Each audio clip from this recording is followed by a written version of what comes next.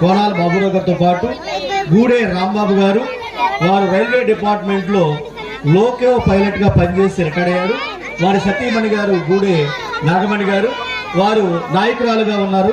ప్రముఖ సంఘ సేవకురాలు, ప్రముఖ మహిళా నాయకురాలు, ప్రముఖ రాజకీయ నాయకురాలు.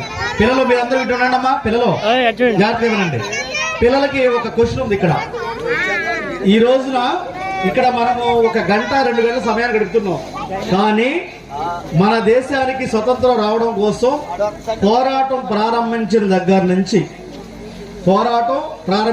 నుంచి అంటే 1857 సంవత్సరం ప్రారంభించి 1947 సంవత్సరం వరకు 90 సంవత్సరాలు పట్టింది.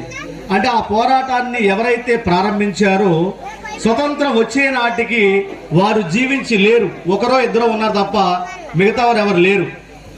ఈ దేశాన్ని 200 సంవత్సరాలు